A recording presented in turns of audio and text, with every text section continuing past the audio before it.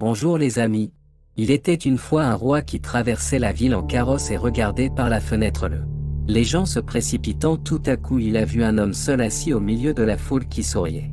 Et l'air heureux de quelque chose, cet homme était mal habillé et à l'exception de la soucoupe pour les documents et le script de la route, il n'avait rien d'autre que lui. Le roi est passé devant lui et a vite oublié ce qu'il a vu.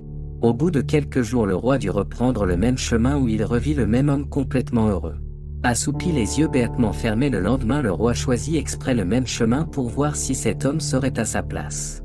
Et encore une fois l'image était la même. Intrigué, le roi allait dans le même sens presque tous les jours et chaque fois qu'il trouvait cet homme dans le même esprit souriant, finalement incapable de le supporter plus, le roi est sorti de la voiture et s'est adressé à cet homme béatement heureux.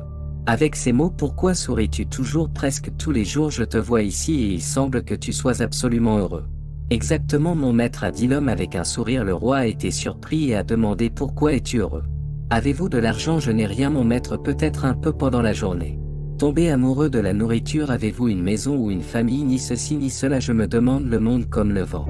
Peut-être alors tu as une bonne santé? Absolument pas mon maître, du froid de la nuit mes os me font souvent mal.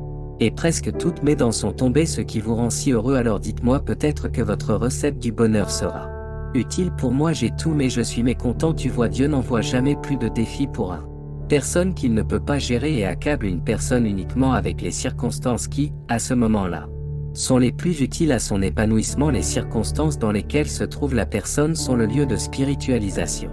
J'accepte que la meilleure chose pour moi maintenant est ce que je suis, où je suis et ce qui se passe avec moi. Je l'accepte avec gratitude et un sourire si nécessaire, avec résistance et patience et si possible. J'essaie de comprendre ce que Dieu essaie de me dire avec et dans quelle direction dois-je aller. Avec mon développement, la réalisation ne me rend pas absolument heureux, mais j'ai un horizon clair qui s'ouvre devant moi, libre des rideaux de pluie et rempli de la lumière ensoleillée de la conscience que vous voyez dans la vie, dans votre vie. Arrêtez un instant tout ce que vous faites, où que vous soyez dans votre vie, et laissez entrer la lumière ensoleillée de la conscience. Êtes-vous conscient de vos problèmes actuels, de vos défis actuels et des circonstances dans lesquelles vous trouvez-vous en ce moment? Fermez les yeux et comprenez ce que la vie essaie de vous dire et dans quelle direction vous devriez vous déplacer. Méditez et écoutez intérieurement et votre vie